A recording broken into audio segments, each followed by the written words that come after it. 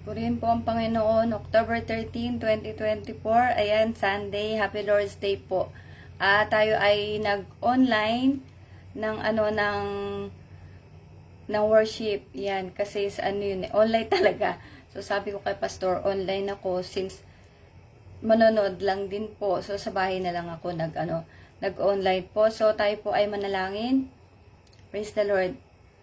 Panginoon, minsan pa salamat pong muli sa araw na ito, araw ng ligo. O Diyos, araw mo, Panginoon, araw ng pamamahinga, na isang buong araw maibigay namin sa iyo ang pagpupuri, pagluluwalhati, pagpapasalamat at tapat na paglilingkod.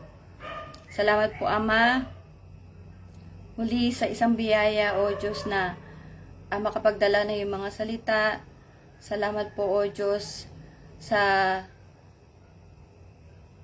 lahat ng mga pagpapala, sa iyong kabutihan, sa bawat isa sa aming Panginoon.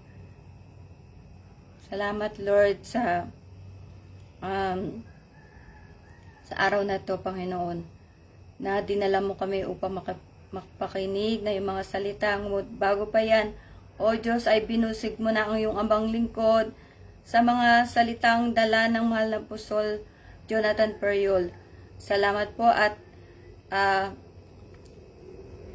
may mga ganong gawain, O Diyos, gawain sa church, Panginoon, na kung saan patuloy mo kaming binabanal, patuloy mo kaming binabago, O Diyos, sa pamamagitan ng mga salita na naglilinis sa aming mga puso, sa aming mga maruruming isip.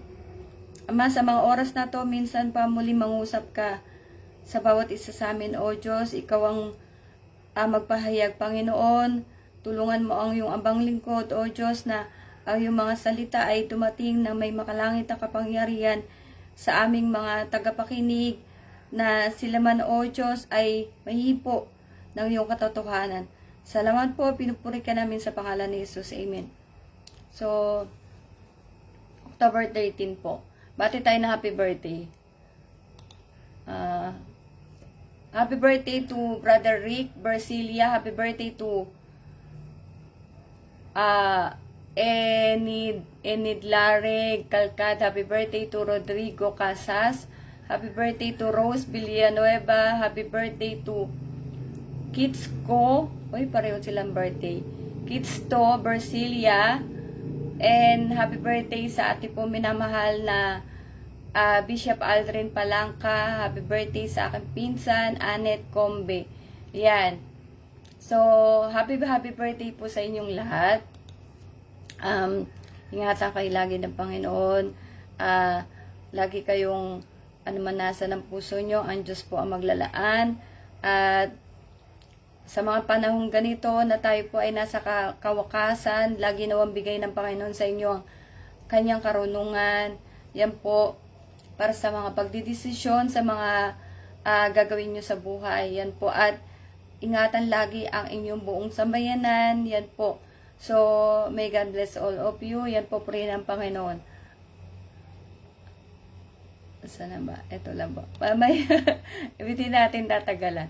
Ako yung naano ko dito, kahapon pa, iniisip ko, sabi ko, kwento konti lang po pala. Ay, wait muna. Thank you pala. Thank you to all the people who sharing my reels, my videos po. Kahit wala, hindi ko na alam kailan pa yung huling gawa ko ng video. Pero kasi yung ngayon, yung reel yun, kaya meta lang po. So, sana makagawa tayo ng magabagong videos po yan.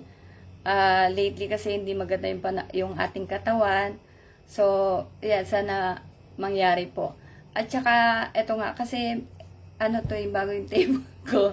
So, iniisip ko kagabi, kausap ko si Jero, sabi ko, parang did I made the right decision to purchase this table nga? Kasi, mataas yung table, di ko napag-isipan na maliit pala ako. Yan. Pero kasi ang ko lang dito is yung malaki. Yan po, kasi doon ko na pinapatong yung ventilador ko. So, pag sa site kasi, nililipad. Yan po. So, purihin po, Panginoon. Ang title po ng ating sharing ngayon ay The True Message That We Preach. So, glory to God.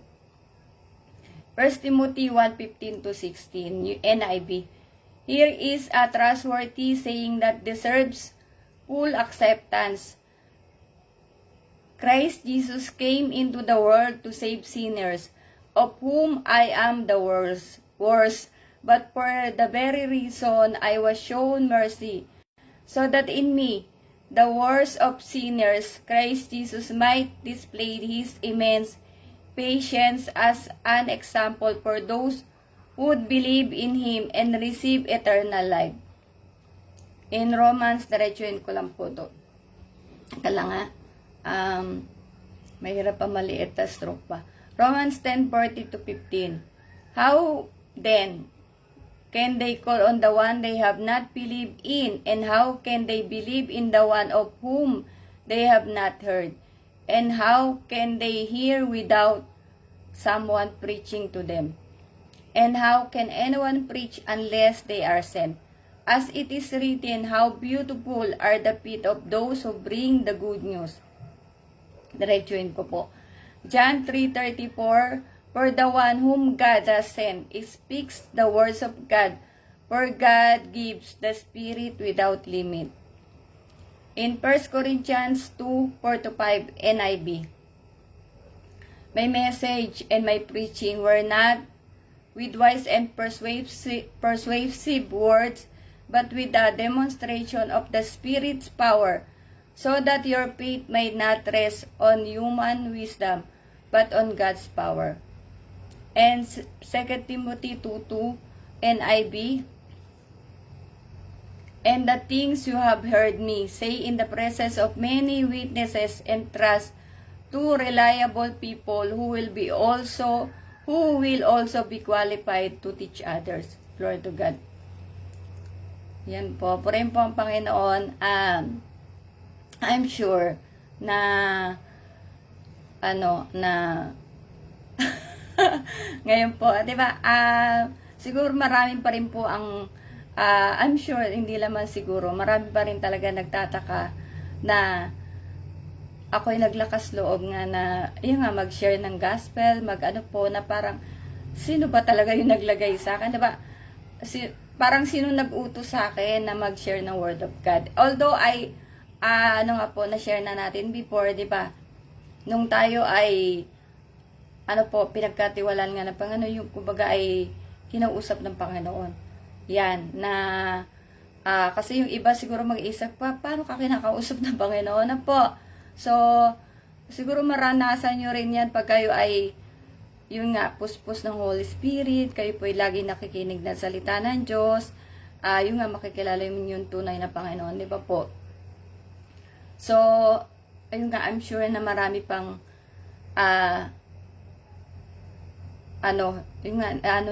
bakit ako nagkalakas ng loob. And in the first place, hindi ko lalagay yung sarili ko sa kahihiyan. Di ba po?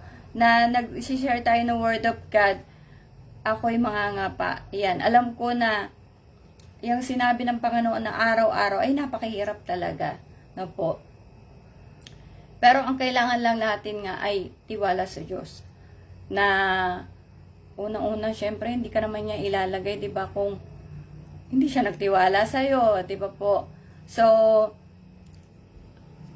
kumbaga, tsaka hindi kanya ilalagay sa isang sitwasyon na ganito kung ikaw ay mapapahiya. Yan. Kasi, syempre, napakalaking pagtitiwala nga po, at I'm sure kahit sa mga churchmate ko na, yung nga, bigla-bigla, isang member, kagaya ko, napakahina, stroke pa, di ba? So, but at the same time nga, sa church kasi nga ay, dahil na rin sa Word of God, na kailangan mong maging witness. Kailangan mong mangaral, dahil ang mga tao, kailangan nila ng kaligtasan. Yan. Kaya ka mangangaral para malaman nila yung salita ng Diyos. Yan po. So, kanina rin sa mensahe ng mahal na Apostol Jonathan Periol po sa worship, ay kasi closing service po ng 34th International Convention ng PMCC Fourth Watch. Yan. So, sa mensahe niya kanina, nabanggit niya, yan, di ako sure do sa tamang term, na kahabag-habag yung sanlibutan.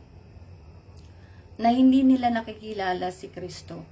Yan po. At yun din yung ano ko nga kasi na maawa ka na rin talaga. Kahit yung sabi mo yung mga mayayaman, milyonaryo, na they have everything, maawa ka talaga sa kanila kasi hindi nila alam yung mangyayari, hindi nila kilala ang Diyos. Yan. Nasa kabila ng ang yaman mo, pero kinapos tayo ng siguro pagka-interest sa Panginoon na yung nga, natapos lang tayo sa for God so loved the world, that He gave His only begotten Son, that He gave His only Son, yun na po, to save, diba, to save the world na po. Na, yun na, tapos na yun. Na tayo ay pinagpala dahil binigay ng Panginoon kanyang bugtong na anak. Pero, other than that, para kilalanin po ang Panginoong Hesus, hindi na tayo, marami sa atin hindi na nagkaroon ng interest yan. At biyaya ng Panginoon, tayo nga sa Fourth Watch po ay naturuan. Yan. May tamang aral, turo, no po. But still, the church is, inaano pa ng Panginoon, at tawag dito, imperfection pa, yung perfecting the church. God is perfecting the church through, through the Word of God. So, lang, dito po tayo sa baba. Marami nang nangangaral ngayon kung kayo yung iba siguro ay litong-lito na, di ba po, sa dami na maririnig mo. Lalo yung mga prosperity preachers, yan. Lalo na hirap tayo ngayon. Ang daming kahirapan kasi ang daming ding scam na which is totoo namang dapat mangyayari dahil nasa kawakasan na po tayo. Yan. Pero ang ano nga kasi is yung nangyari sa case ko, di ba, na ang hina kong tao. Yan, sobrang hina ko, lalo pa ang dami kong kamalian sa buhay na doon ka babotuhin talaga ng mga mahal mo sa buhay, doon ka binato at hindi lang mahal mo sa buhay, pati nga, di ba, sabi ko ka churchmate ko na yung, syempre, kilala kayo, di ba? So, doon ka kinilala. Or doon ka, ano ba tawag dito? Doon ka ginudge, no po. Pero alam mo yung, yung, pasalamat tayo sa Panginoon na, yung, mo, past, nakaraan mo, yun ang gagamitin sa'yo ng Panginoon, sa akin, at sa atin po, para tayo ay, kumbaga maging witness nga sa ibang tao, di ba, para sila sa'yo na ikaw na bago yung buhay mo through the Word of God, yan, through sa church, sa pangangaral ng pagtuturo po ng mga sugo ng Diyos, yan, na ikaw ay magiging isang patotoo, yan, sa mga tao, na yung pala, yung past mo, nakaraan mo, yung nga pwedeng matwist yan, maano yan ng Panginoon para, yung nga, di ba, yung dating drug user, daging drug pusher, na ngayon ay pastor na yung mga nakaraan natin, pwedeng talagang gamitin ng Panginoon para maging halimbawa po talaga sa tao. Yan, na ang salita ng Diyos ay nagbabago. Ang salita ng Diyos ay nagtuturo. Ang salita ng Diyos ay makapangyarihan. Napupurihin po ang Panginoon. Na, eto nga personally, regret ko talaga yung mga past choices ko na without wisdom. Wala talagang karunungan. Yan po kung ano lang yung para pumasok sa utak natin, di ba? Pero yung nga, I thank the Lord for His saving grace nga I came to know the real God. At yun po ang kagaya sa akin. Diba, na patotoo ng Panginoon, ang buhay ko, dati ganon, ngayon ang binago ng Diyos. So, yan ang pwede mapabago rin ang buhay natin. Yung sarili natin patotoo. Yung buhay natin, sabi ko nga, ang sabi na mahal na Bishop Aldrin Palangka, yung buhay natin, masasalamin natin sa Word of God, sa Bible, which is very true, 'di ba? So kagaya din tayo ng mga Pariseo, Saduceo, 'di ba po? Yan na hindi nagpapatawad, chismoso, chismosa, 'di ba? Ayaw tumulong, pipiliin mo lang yung tutulungan, may mga ganon. Yan po. At yung ating, 'di ba, past, present, future life always depends on our choice. So, meron tayo iba't ibang church o faith, pero kung ano yung piliin natin, yan po yung choice natin, 'di ba? Na kung ang pinili mo yan, na inisip mo na sa tamang pananampalataya ka, yan ang sabi sa'yo, nag-uudyok na okay ka na dyan. Yun yung magiging future mo. Siyempre, di ba, pag nagkaroon ng rapture nga, yan, na kung masama ka, hindi ka masama, yun ang choice mo. Kagaya nga sa ating mga past, eto yung mga pinili natin. Kaya, like sa akin nga, maraming pagkakamali kasi walang wisdom, walang karunungan. Pero yun nga po, pasalamat ako sa Panginoon na nakakilala tayo sa tunay na Diyos na po. Purihin po, Panginoon. At diba sabi dyan na Hebrews 4:12 NIV, for the word of God is live and active, sharper than any double-edged sword. It penetrates even to dividing soul and spirit, joints and marrow. It judges the thoughts and attitudes of the heart. So, ang salita ng Diyos ay yung nga parang tabak. Oh! Ganyan, 'di ba? Natutusok sa'yo, parang ako yata yung tinamaan doon. Yan. Parang sa akin yata napapatungkulo yung word of God. Kaya nga 'di ba, sabi ko nung ako po ay nagpo-post, yan. Hindi ko alam kung ako ay nasa fourth watch na or pero pagka ayoko ng word of God na yun, hindi ko pinopost kasi tinatamaan ako, parang sabi ko, lalo pagdating sa mga parang pagkakaloob, although hindi ko alam, may pinost ako something na sa offering or something po, yan, or forgiveness siguro, yan, na parang, hindi ko to pwede i-post kasi, hindi naman ako nagpapatawad yan yung bang, parang, wala akong maisip before, na andali ko magpatawad or something, hindi ko maisip po, yan. Pero kumbaga ay minsan hindi mo ma-post ang isang Bible verse kasi sa akin personally po. Kasi nga hindi pa ako ready do sa Bible verse na yon, yan, sa salita ng Diyos. Kaya nga sabi ko yung word of God ay hindi lahat pwede sa'yo kung aangkinin mo, gagawin mo, ikaw yun. Pero hindi lahat ay para sa lahat. Hindi na lahat ng salita ng Diyos ay umaangkop para sa isang tao, sa isang particular na tao. Yan. Kung mag-ano ka ng pagkakaloob, hindi ka naman nagkakaloob, 'di ba? So, yung mga, kunyari, forgiveness, mag-share ka nun, hindi ka naman marunong magpatawad, 'di ba? Mag-ano ka ng pagtulong sa tao, napakaganyan mo nga, 'di ba? Bilang ka ng bilang ng mga binigay mo. So, merong talagang certain na pinapatungkulan or para sa iyo ba yung Bible verse na yon. Kaya nga nung biyaya ng Panginoon, tayo po ay nakakilala sa Diyos, pati yung Word of God. Siyempre, parang madali na lang sa atin intindihin. Sabi ko nga nung ako ay, nung inano ko yung Bible dati, hindi ko talaga paulit-ulit, Tagalog naman talaga. Hindi ko maintindihan. Pero yung nga, nung ako ay nabaptize, biyaya ng Diyos, parang instant nga. Yan. Kaya, siguro yung sabi kasi na mahal na apostol, Jonathan Periol, merong nakikinig. Yan, believer, sabi mo na pag nagpe-preach ka, tas meron kang binabasang certain word of God, andaling instant yung understanding. Meron naman, daw yun? Parang ganon. Pero sa akin nga, biyaya, merong iba na talagang pinag-iisipin ko pa na, Lord, di ko maintindihan to Bible verse na to.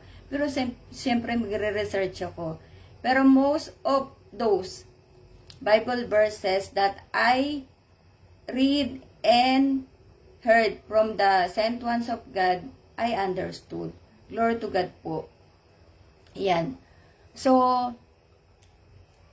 nakakaawa yung hindi ko na matandaan yung sinabi niyang word sa sanlibutan na hindi kilala si Kristo. Yan po. Kasi nga, ang alam mo lang, John 3:16 or yung iba pang verse na magaganda, yun ang panghahawakan mo o kaya yung madalas magtanong na ano yung Bible verse mo. Yan. Ano yung life Bible verse mo or life verse mo, ganyan. Pero mismo yung life verse mo, hindi mo maintindihan, di ba? Kaya dapat napakagandang bagay po na nasain nating alamin po ang salita ng Diyos. Kasi nga, ang salita ng Diyos, di ba, sabi dyan, in 2 Timothy 3:16-17, all scriptures is inspired by God and is useful to teach us what is true and to make us realize what is wrong in our lives. It corrects when we are wrong and teaches us to do what is right. God uses it to prepare and equip His people to do every good work. Yan, purihan po ang Panginoon. Na pag ikaw talaga nagmumuni-muni ka ng salita ng Diyos, nakinig ka, nagbabasa ka, yung binabasa mo, ina-apply mo talaga sa sarili mo na ako na ba to? Or ibang tao pa to? Ganyan, di ba? Or inaano mo yung sarili mo talaga na mabago ka ng salita ng Diyos. Kung yun ang sabi na, di ba, pag-pray mo na ikaw ay maging ganun. Yan po. Kaya, ang ating title ay The True Message That We Preach. Yan. So, ako po ay hindi naman siguro maglalakas loob na mag-preach na yung sabihan ka ng Panginoon na mag-share ng Word of God kung hindi ko alam yung sinishare ko. Diba? Na tayo ay nakapakinig sa PMCC Port Watch, tayo po ay naakay at naturuan. Yan. So, alam ko yung sinishare ko. Yan. Hindi ka nagsishare ng yung parang sa alapaap na hindi mo alam yung pinagsasabi mo or kaya yung iniisip mo na yun ang sabi sa iyo ng Panginoon. 'Di ba? 'Di ba yung sabi dito? Ito yung unang sa akin nung ako ay hindi pa yung sinabi ng Panginoon na everyday or yung sabi yata ng Panginoon mag-share na ako ng Word of God. Yan po. Ito yung unang verse na nakita ko. Yan, nung binuklakot ko yung aking Bible. Teka lang, umakyat na pala ako ng sobra. Ito siya. For the one whom God has sent, sa John 3:34, it speaks the words of God, for God gives the Spirit without limit. Yan po, purihin ng Panginoon. Pag ikaw ay biyaya na pinili ng Diyos para mangaral ng salita ng Diyos, totoo yung John 3:34 na for the one whom God has sent speaks the words of God. For God gives the Spirit without limit. Walang limit talaga. Dahil kung isipin ko sa sarili ko talaga, ang hihina-hihina ako. Hindi ako nakagraduate.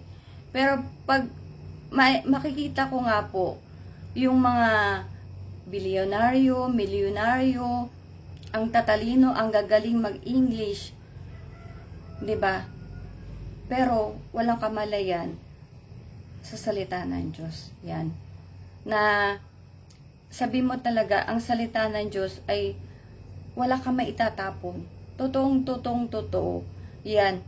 Kaya yung sabi ko kahapon na na lang kahabagan talaga ng Diyos. Pag ikaw ay nakapakinig ka ng salita ng Diyos, nahipoy puso mo.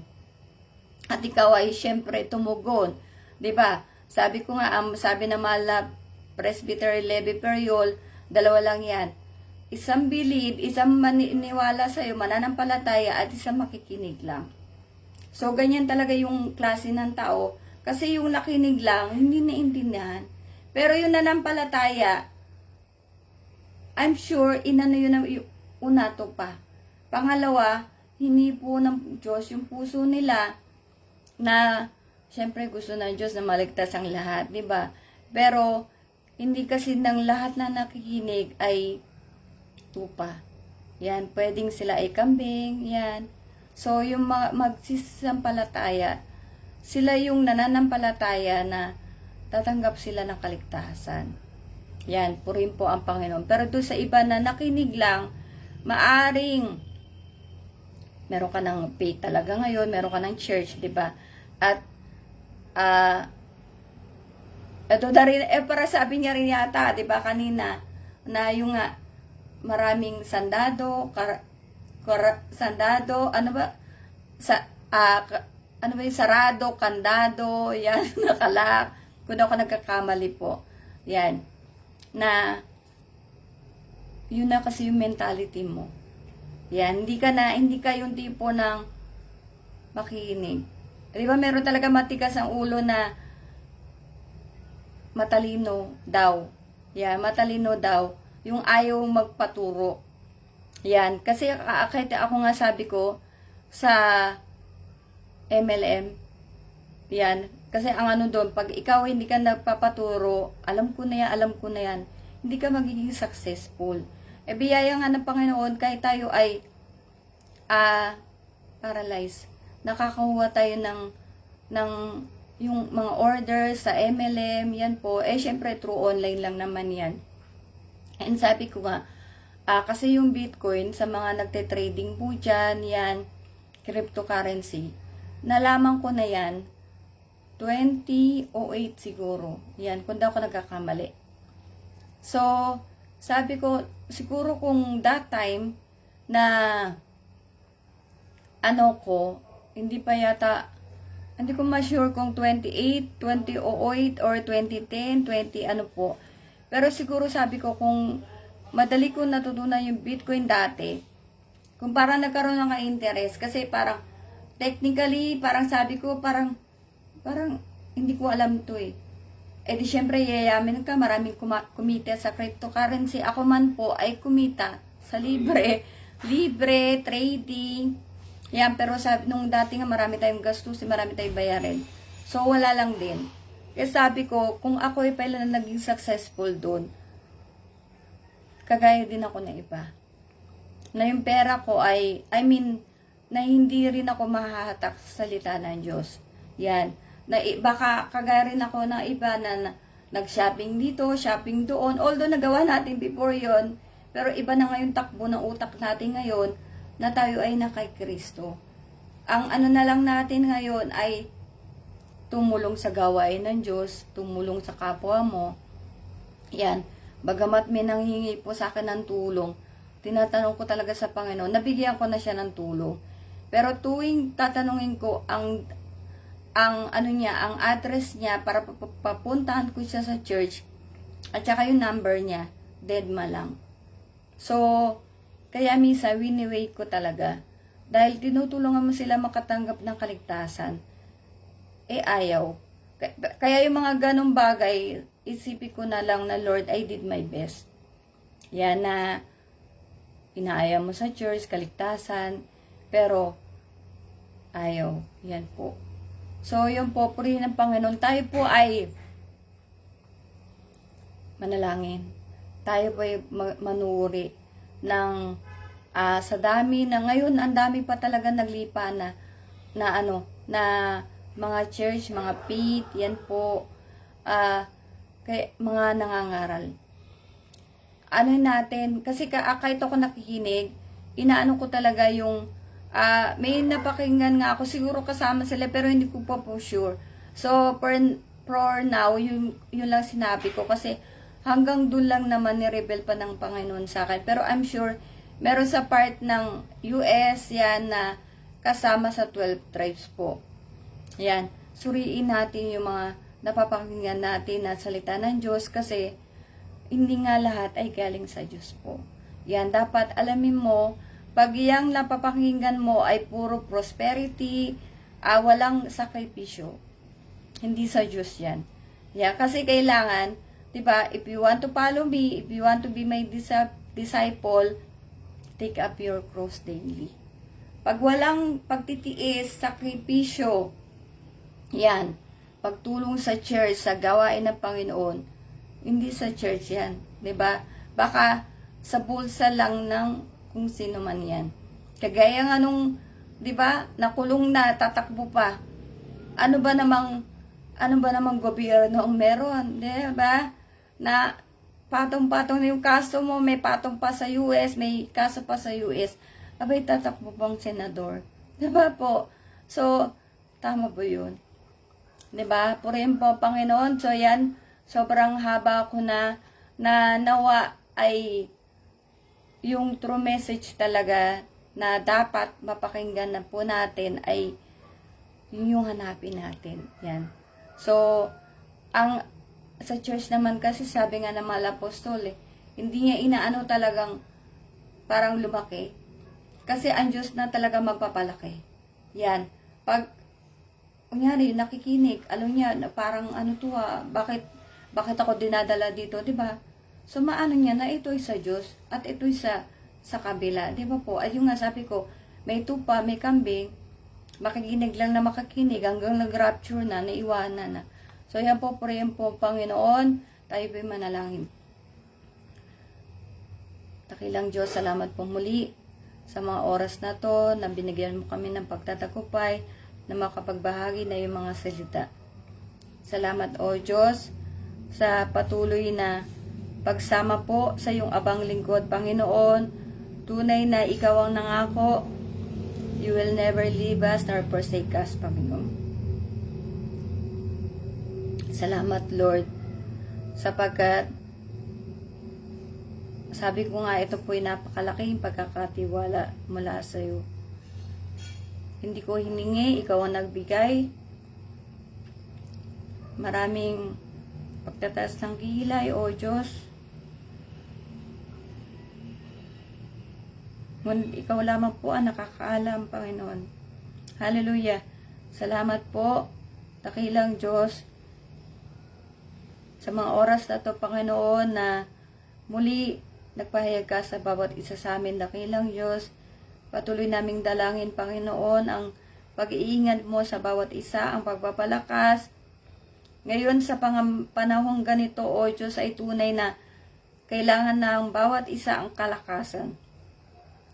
Ang pagpapatatag ng pananampalataya ng bawat isa, dakilang Diyos, dahil kung wala po kaming pananampalataya, tunay na hindi magiging kalugod-lugod sa iyo, sapagkat galit ka sa walang pananampalataya. Dakilang Diyos, patuloy mo kami palakasin ang aming espiritual na pakikipag-unayan sa iyo, Panginoon, na, O Diyos, mas lalo pa kaming lumago sa pakikinig ng salita ng Diyos, mas lalo mo pang paantasin ang aming mga pananampalataya, mas lalo Panginoon, dagdagan ang aming pananampalataya, at lagi namin nasain ang makapakinig na yung mga salita, higit ka pang makilala, dakilang Diyos, kung sino ba ang tunay na Diyos. Salamat po muli sa araw ng Lunes, sa araw ng bukas, Panginoon. Ikaw, O Diyos, ang muling mag-akay sa bawat isa upang makinig na yung mga salita. Dakilang Diyos, nawa, O Diyos, bigyan mo ng kalakasan iyong abang ligod na patuloy kong mapagtalagahan ang pagkakatiwala na binigay mo sa akin, O Diyos, na sa kabila ng aking sakit, ito po ay hindi maging hadlang sa pagdadala na yung mga salita na yung katotohanan, dakilang Diyos. Salamat po, Ama, magpagaling ka sa mga may sakit. Ikaw ang aming maging kalakasan, dakilang Diyos, na wala pong imposible sa iyo, dakilang Diyos. Salamat po, pinupuri ka namin sa pangalan ni Jesus. Amen. Yan po, so see you all tomorrow. God bless us all.